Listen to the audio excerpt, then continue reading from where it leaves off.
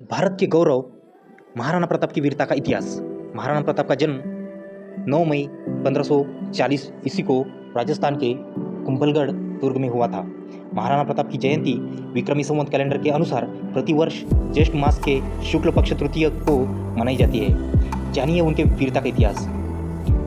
उनके पिता महाराणा उदय सिंह और माता जीवत कंवर या जयवंत कंवर थी। वे राणा सांगा के पुत्र थे। महाराणा प्रताप को बचपन में ही सभी कीका नाम से लेकर पुकारते थे। राजपूताना राज्यों में मेवाड़ का अपना एक विशिष्ट स्थान था, जिसमें इतिहास के गौरव बाप्पा रावल, खुमान प्रथम, महाराणा हम्बीर, महाराणा कुंभ, महाराणा सांगा, उदय सिंह और वीर शिरोमणि महाराणा प्रताप ने जन्म लिया था। महाराणा प्रताप उदयपुर मेवाड़ में सिसोदिया राजवंश के राजा थे। उनके कुल देवता एकलिंग महादेव है। मेवाड़ के राणाओं के आराध्य देव एकलिंग महादेव का मेवाड़ का इतिहास में बहुत महत्व है। एकलिंग महादेव का मंदिर उदयपुर में स्थित है। मेवाड़ के संस्थापक बाप्पा रावल ने 8वीं शताब्दी में इस मंदिर का निर्माण करवाया है। एकलिंग मूर्ति की प्रतिष्ठापना की थी। प्रताप के काल में दिल्ली मुगल सम्राट अकबर का शासन करता था, जो भारत के सभी राजा महाराजाओं को अपने अधीन कर मुगल साम्राज्य की स्थापना कर इस्लामिक परचम को पूरे हिंदुस्तान में फहराना चाहता था। 30 वर्षों के लगातार प्रयास के बावजूद महाराणा प्रताप ने अकबर की अधीनता स्वीकार नहीं की, जिसका आस लिए ही वह इस दुनिया से चल गया। महाराणा प्रताप ने भगवान एकलिंग जी की कसम खाकर प्रतिज्ञा ली थी कि जिंदगी भर उनके मुख से अकबर के लिए सिर्फ तुर्क ही निकलेगा और वे कभी अकबर को अपना बादशाह नहीं मानेंगे। अकबर ने उन्हें समझाने के लिए 4 बार शांतिदूतों को अपने संदेशा लेकर भेजा था, लेकिन महाराणा प्रताप ने अकबर को हर प्रस्ताव को नामंजूर कर दिया था। महाराणा प्रताप के पास उनका सबसे प्रिय घोड़ा चेतक था। महाराणा प्रताप जिस घोड़े पर बैठते थे वह घोड़ा दुनिया के सर्वश्रेष्ठ घोड़ों में से एक था। ऐसा कहा जाता है कि महाराणा प्रताप तब 72 किलो का कवच पहनकर 81 किलो की भाला पे अपने हाथ में रखते थे। भाला, कवच और ढाल तलवार का वजन कुल मिलाकर 208 किलो था। राणा 208 किलो वजन के साथ युद्ध के मैदान में उतरते थे। सोचिए तब उनकी शक्ति क्या रही होगी। महाराणा प्रताप का राज्याभिषेक गोंगुंदा में हुआ था। युद्ध की विभीषिका के बीच राणा उदय सिंह ने चित्तौड़ त्याग कर अरवली पर्वत पर डेरा डाला और वहां उदयपुर नाम से नया नगर बसाया, जो उनकी राजधानी भी बनी। उदय सिंह ने अपनी मृत्यु के समय भटियानी रानी के प्रति आसक्ति के चलते अपने छोटे पुत्र को जगमल को गद्दी सौंप दी थी, जबकि प्रताप ज्येष्ठ पुत्र होने के कारण स्वाभाविक उत्तराधिकारी थे। उदय सिंह के फैसले के उस समय राज सरदारों ने और जागीरदारों ने भी विरोध किया था। दूसरी ओर मेवाड़ की प्रजा भी महाराणा प्रताप से लगाव रखती थी। जगमल को गद्दी मिलने पर जनता ने विरोध और निराशा उत्पन्न हुई। इसके चलते राजपूत सरदारों ने मिलकर विक्रम संवत 1628 फाल्गुन शुक्ल 15 अर्थात 1 मार्च 1576 को महाराणा प्रताप को मेवाड़ की गद्दी पर बैठाया। इस घटना से जगमल उनका शत्रु बन गया और अकबर से जाकर मिला। महाराणा की मेवाड़ की राजधानी उदयपुर थी। उन्होंने 1568 से 1597 ईस्वी तक शासन किया। उदयपुर पर यवन तुर्क आसानी से आक्रमण कर सकते हैं, ऐसा विचार कर तथा सामंतों की सलाह से प्रताप ने उदयपुर छोड़कर कुंभलगढ़ और गोंगुंदा के पहाड़ी इलाके को अपना केंद्र बनाया। जगमल नाराज होकर बादशाह अकबर के पास चला गया और बादशाह ने उसको जहाजपुर का इलाका जहांगीर में प्रदान कर अपने पक्ष में कर लिया। इसके पश्चात बादशाह ने जगमल को सिरोही राज्य का आधा राज्य प्रदान कर दिया। इस कारण जगमल की सिरोही का राजा सुल्तान देवाड़ा से दुश्मनी हो गई और अंत में सन 1583 में हुए युद्ध में जगमल मारा गया। जिस समय महाराणा प्रताप सिंह ने मेवाड़ की गद्दी संभाली, उस समय राजपूताना बेहद नाजुक दौर से गुजर रहा था। बादशाह अकबर की क्रूरता के आगे राजपूताने के कई राजाओं ने अपने सिर झुका लिए थे। कई वीर प्रतापी राजवंशों के उत्तराधिकारियों ने अपनी कुल मर्यादा का सम्मान भुलाकर मुगलिया वंशज से वैवाहिक संबंध स्थापित कर लिए थे। कुछ स्वाभिमानी राजघरानों के साथ ही महाराणा प्रताप भी अपने पूर्वजों की मर्यादा की रक्षा हेतु अटल थे और इस तुर्क बादशाह अकबर की आंखों में सदैव खटका करते थे। मेवाड़ को जीतने के लिए अकबर ने कई प्रयास किए। अजमेर को अपना केंद्र बनाकर अकबर ने प्रताप के विरुद्ध सैनिक अभियान शुरू कर दिया। महाराणा प्रताप ने कई वर्षों तक मुगलों के सम्राट अकबर की सेना के साथ संघर्ष किया। प्रताप की वीरता ऐसी थी कि उनके दुश्मन भी उनके युद्ध कौशल के कायल थे। उदारता ऐसी कि दूसरों की पकड़ी गई मुगल बेगमों को सम्मानपूर्वक उनके पास वापस भेज दिया।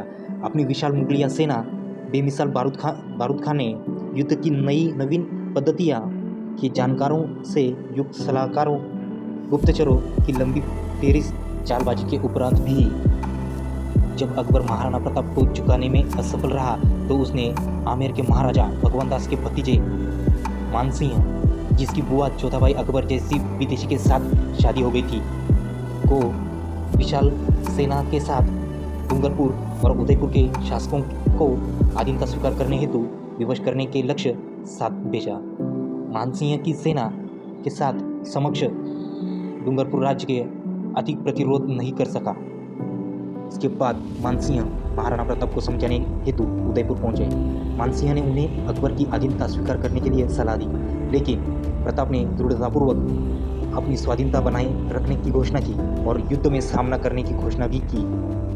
मानसिंह के उदयपुर से खाली हाथ आ जाने को बादशाह ने करारी हार के रूप में ले लिया था तथा अपनी विशाल मुगलिया सेना को मानसिंह और आसफ खां के नेतृत्व में मेवाड़ पर आक्रमण करने के लिए भेजा दिया। आखिरकार 30 मई सन 1576 बुधवार के दिन प्रतीकाल में हल्दी घाटी के मैदान में भयंकर युद्ध छिड़ गया। मुगलों की विशाल सेना टिड्डी दल की तरह मेवाड़ भूमि में और उमड़ पड़ी। उसमें मुगल, राजपूत और पठान योद्धाओं के साथ जबरदस्त तोफखाना भी था। अकबर के प्रसिद्ध सेनापति महावत खां, आसफ खां, मानसिंह के साथ शाहजादा सलीम जहांगीर भी उसके मुगल वाहिनी का संचालन कर रहे थे, जिसकी संख्या इतिहासकार 80,000 से 1 लाख तक बताते हैं। इस युद्ध में प्रताप ने अभूतपूर्व वीरता का साहस मुगल सेना के दांत खट्टे कर दिए और अकबर के सैकड़ों सैनिकों की मौत के घाट उतार दिए। विकट परिस्थिति में झाला सरदार मानसिंह के उनका मुकुट और छत्र अपने सिर पर धारण कर लिया। मुगलों ने उसे ही महान प्रताप समझ लिया और वे उनके पीछे दौड़ पड़े। इस प्रकार उन्होंने राणा को युद्ध क्षेत्र से निकल जाने का अवसर प्रदान कर दिया। इस असफलता के कारण अकबर को बहुत गुस्सा आया।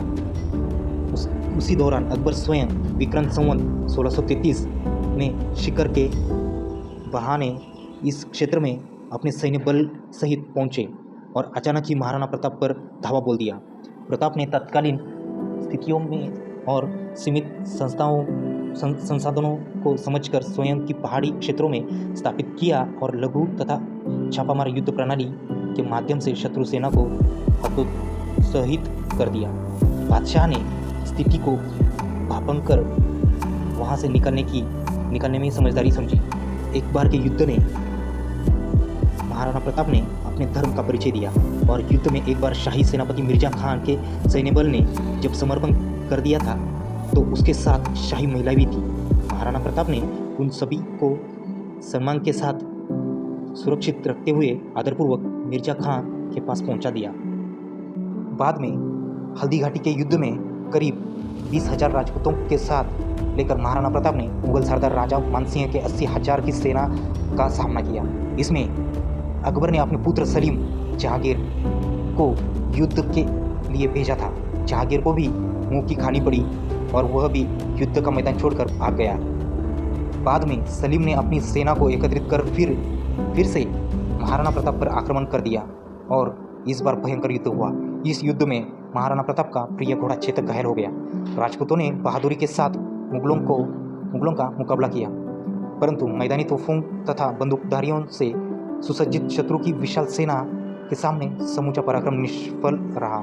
युद्धभूमि पर उपस्थित 22,000 राजपूत सैनिकों में से केवल 8,000 जीवित सैनिक युद्धभूमि से किसी प्रकार बचकर निकल गए। महाराणा प्रताप को जंगल में आश्रय लेना पड़ा। महाराणा प्रताप का हल्दी घाटी के युद्ध के बाद का समय पहाड़ों में और जंगलों में ही व्यतीत हुआ। अपनी गुरिल्ला युद्ध नीति द्वारा उन्होंने अकबर को कई बार मात दी।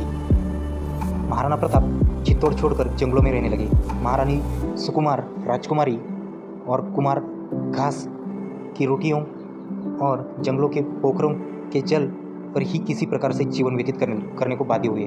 अरावली की गुफाएं ही अब उनका आवास थी और शिला ही शैशा थी। महाराणा प्रताप को अब अपने परिवार की छोटे छोटे बच्चों की चिंता सताने लगी। मुगल चाहते थे कि महाराणा प्रताप किसी भी तरह से अकबर की अधीनता स्वीकार कर दीन ए इलाही धर्म अपना ले। इसके लिए उन्होंने महाराणा प्रताप तक कई प्रलोभन संदेश भी भिजवाए, लेकिन महाराणा प्रताप अपने निश्चय पर अड़िग रहे। प्रताप राजपूत की आन का वह सम्राट, हिंदुत्व का वह गौरव सूर्य इस संकट त्याग तब में अड़िग रहा।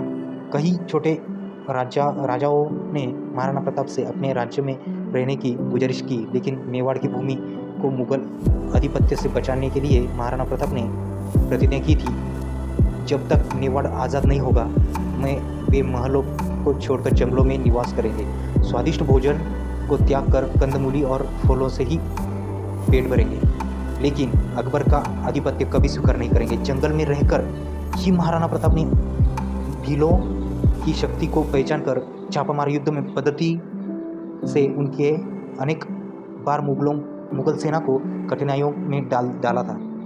प्रताप साधन सीमित होने पर भी दुश्मन के सामने सिर नहीं झुकाया। बाद में मेवाड़ के गौरव भीमाशाह ने महाराणा के चरणों में अपनी समस्त संपत्ति रख दी। भामाशाह ने 20 लाख अरशफिया और 25 लाख रुपए महाराणा को भेंट में प्रदान कर दी। महाराणा ने इस प्रचुर संपत्ति से पुनः सैन्य संगठन में लग गए। इस अनुपम सहायता से प्रोत्साहित होकर महाराणा प्रताप ने अपने सैन्य को बल का पुनर्गठन किया तथा उनकी सेना में नवजीवन का संचार हुआ। महाराणा ने अपनी पूर्व कुंभलगढ़ पर अपना कब्जा स्थापित करते हुए शाही फौजों द्वारा स्थापित थानों और ठिकानों पर अपना आक्रमण जारी रखा। मुगल बादशाह अकबर ने विक्रम संवत 1635 में एक विशाल सेना बादशाह खान के नेतृत्व में मेवाड़ भेजी। इस विशाल सेना ने कुछ स्थानिक मदद के लिए आधार पर वैशाख कृष्ण 12 को कुंभलगढ़ और केलवाड़ा पर कब्जा कर लिया तथा गोगुंदा और उदयपुर क्षेत्र में लूटपाट की। ऐसे में महाराणा प्रताप ने विशाल सेना का मुकाबला जारी रखते हुए अंत में पहाड़ी क्षेत्रों में पहान लेकर स्वयं को सुरक्षित रखा और चावड़ पर पुनः कब्जा किया। शाहबाज खान आखिरकार खाली हाथ पुनः पंजाब में अकबर के पास पहुंच गया। चित्तौड़ को छोड़कर महाराणा ने अपनी समंत दुर्गों का शत्रु से पुनः उद्धार कर लिया। उदयपुर को उन्होंने अपनी राजधानी बनाई। विचलित मुगलियों सेना के घटते प्रभाव और अपनी आत्मशक्ति के बूते महाराणा ने चित्तौड़गढ़ पर मांडलगढ़ के अलावा संपूर्ण मेवाड़ पर अपना राज्य पुनः स्थापित कर लिया। इसके बाद मुगलों ने कई बार महाराणा प्रताप को चुनौती दी, लेकिन मुगलों को मुंह की खानी पड़ी। आखिरकार युद्ध और शिकार के दौरान लगी चोटों की वजह से महाराणा प्रताप की मृत्यु 19 फरवरी 1597 को चावड़ में हुई। 30 वर्षों के संघर्ष और युद्ध के बाद भी अकबर महाराणा प्रताप ने को न तो बंदी बना सका और न ही झुका सका।